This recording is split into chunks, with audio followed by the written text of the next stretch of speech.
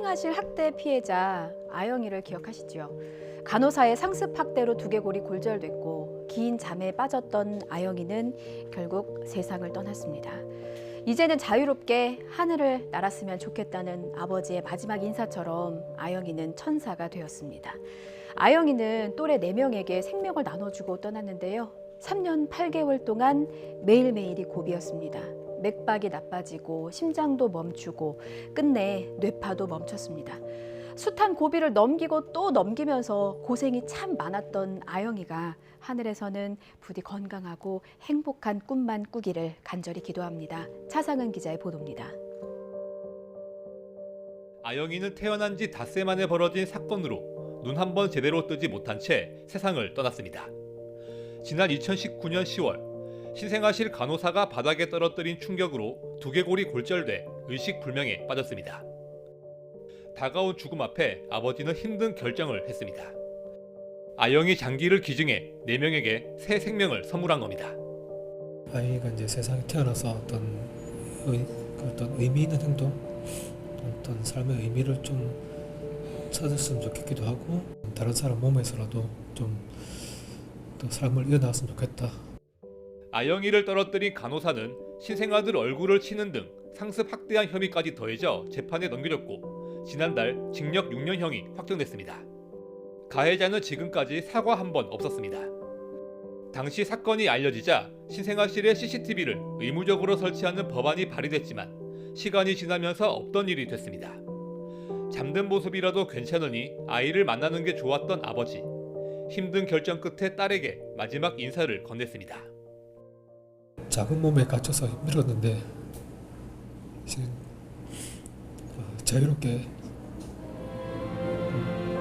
하늘을 날아다녔으면 좋겠다. 네, 사랑한다. 이 말을 꼭 전해주고 싶네요.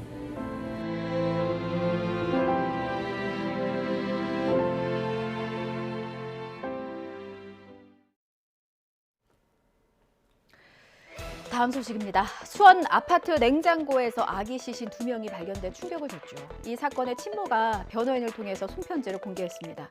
자수하려고 했지만 여전히 엄마 손이 필요한 새 아이가 눈에 밟혔다.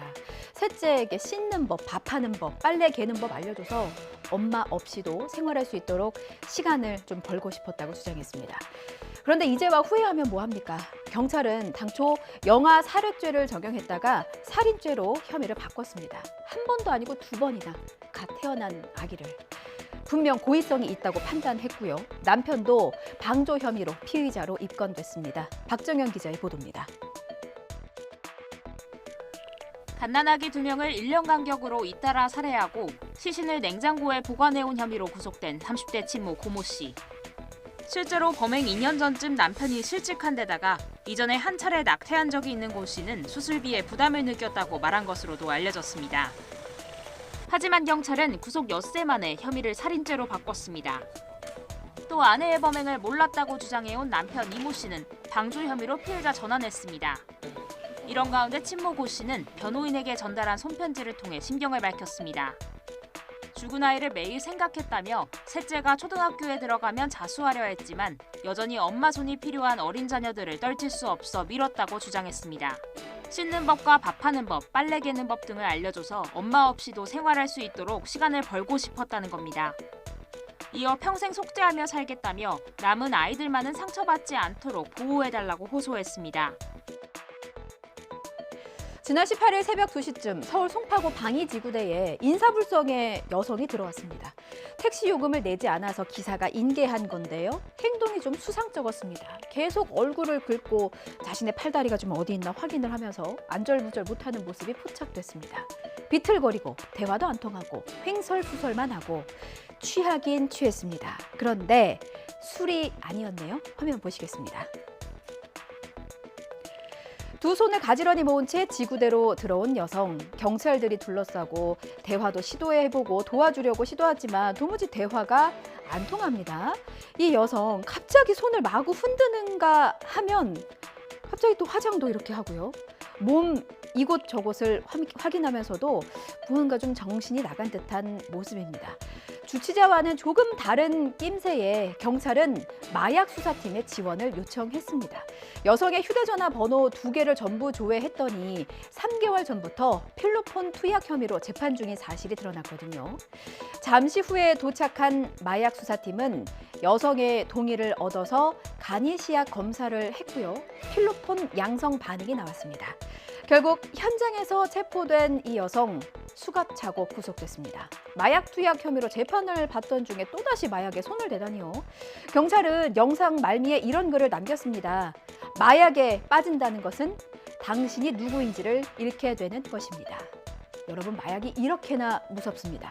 살다 보면 길을 잃을 수는 있어요. 그래도 내 자신이 누구인지만큼은 잃지 마세요. 후쿠시마 오염수 방류가 코앞으로 다가오면서 국산 천일염 가격이 폭등하고 있는데요. 쉽게 구하기 어려운 틈을 타서 사기꾼들도 판을 치고 있습니다. 국산 천일염인데 특별히 싸게 해주겠다면서 소금 생산업체를 사칭해 물건값만 받고 잠적하는 겁니다.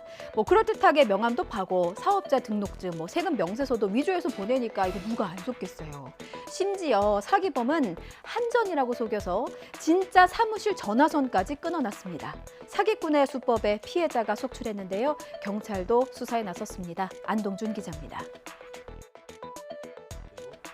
친환경 제설제 제조업체 대표 박재상 씨. 취급하는 제품엔 소금도 있는데 얼마 전 다른 회사에서 전화 한 통을 받았습니다. 박 씨 업체가 국산 천일염을 판다길래 6,700만 원을 입금했는데 이후 담당자와 연락이 끊겼다는 내용이었습니다.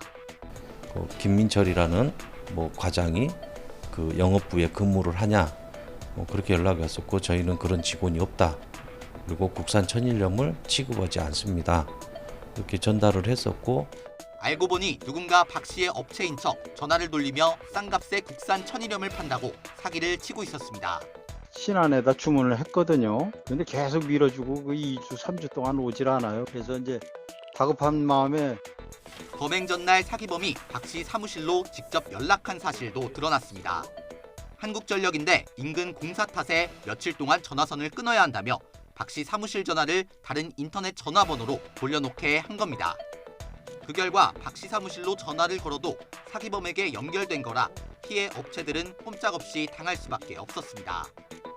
그리고 선로공사 하면서 감전사고라는 이제 큰 어떤 사고가 발생할 수도 있다라는 거를 얘기를 하니 될 수 있으면 이런 부분들은 협조를 해줘야 되겠다라는 생각에서 소금 유통업체부터 영세 마트까지 여러 곳에서 사기 피해를 봤다는 신고가 잇따르는 가운데 경찰도 수사에 나섰습니다.